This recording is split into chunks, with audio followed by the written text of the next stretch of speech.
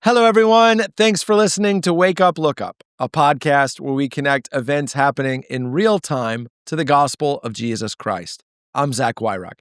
And in this episode, we're talking about doomscrolling. And we're asking the question, is Satan in my DMs? Doomscrolling is the act of getting on a social media platform, let's say Instagram, and mindlessly scrolling through the content. Doomscrolling can be anywhere from a minute to a couple of hours. Most of us have experienced that phenomenon where time seems to flow away. And it was an article I read in the New York Times recently, an opinion piece about the science of why doom scrolling appeals to us that caught my attention. You may not know this, I didn't till I read this, that our brains are actually hardwired for immediate rewards. The way our brains operate is they will almost always, unless they're trained and pushed in a different direction, take the immediate over the long term. We're hardwired for instant gratification, which is what doom scrolling is designed to do. There's always one more video, always one more click, one more content piece out there. It could be that the next thing we come across is super funny, super interesting, super inspirational. And that's the science that social media companies are leaning into. They know that to keep us engaged, they have to be dangling the next hit of instant gratification in front of us. As a result of companies leaning into our brain chemistry, we are all going down the rabbit hole. And the consequence of that on a physiological and social emotional level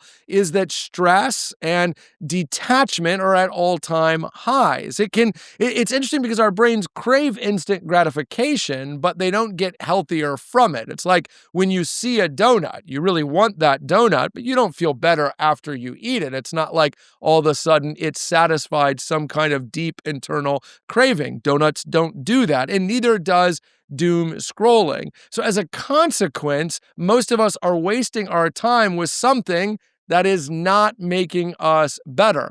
And in this opinion piece, the writer was arguing that the way out of that is by looking at something bigger than ourselves. Doom scrolling is the ultimate expression of an individualism. It's me finding things that I find interesting to waste my time. And the way out of that, according to this piece, was to long for something greater, to participate in some great human endeavor, some great human initiative in our communities, in our families, on a grand scale that would call us out of individual detachment. Well, that's a great way for me to pivot into the gospel because, of course, the kingdom of Jesus is that greater thing. I think in most Christians, the gap between where we are currently spiritually and where we want to be is a gap we feel and a gap we don't love. But I think a lot of Christians are stuck trying to figure out, well, how do I become the man or woman of God that I want to become? How do I develop this kind of intimacy? How do I move forward in my role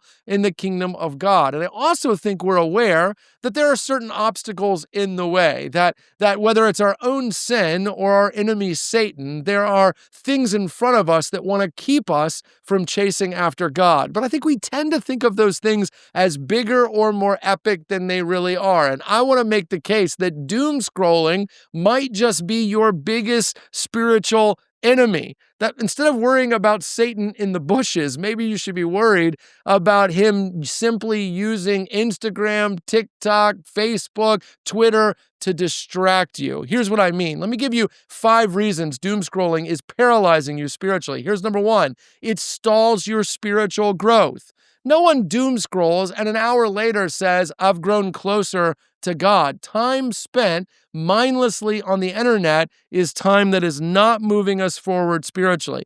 In Hebrews chapter 5, the writer of Hebrews tells his audience, by now you should be teachers. He's making the point that the Christian life is meant to be one of progression. The desire of the Spirit of God is to mature us, and time doom scrolling doesn't get us there. It doesn't help us at all. It's not just that it isn't spiritually productive.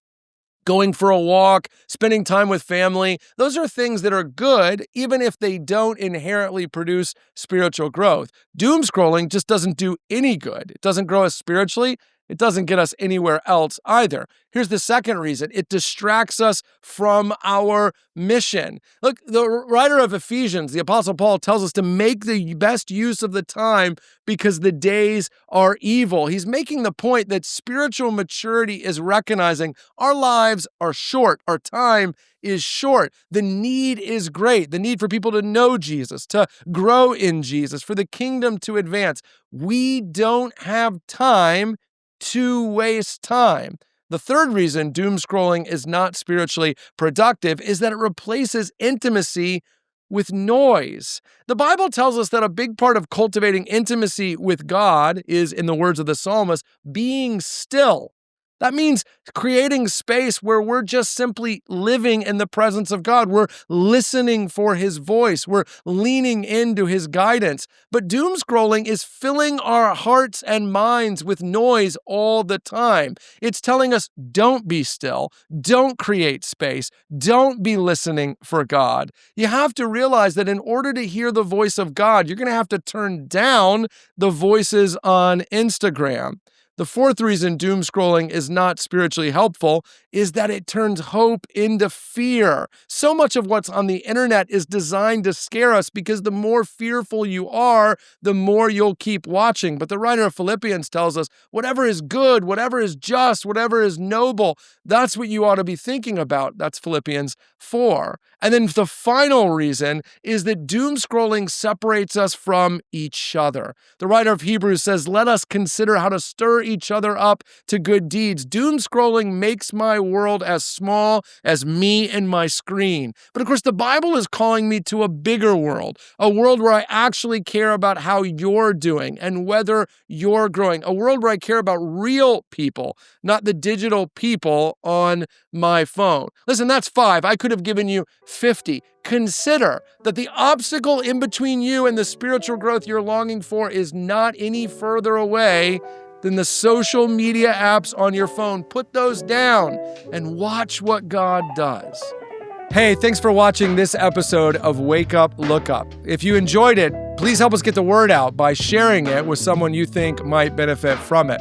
And while you're here, make sure to subscribe to our YouTube channel to get further content, or even download the CCC app, where you'll find even more resources to help you grow in your faith and relationship with Jesus Christ.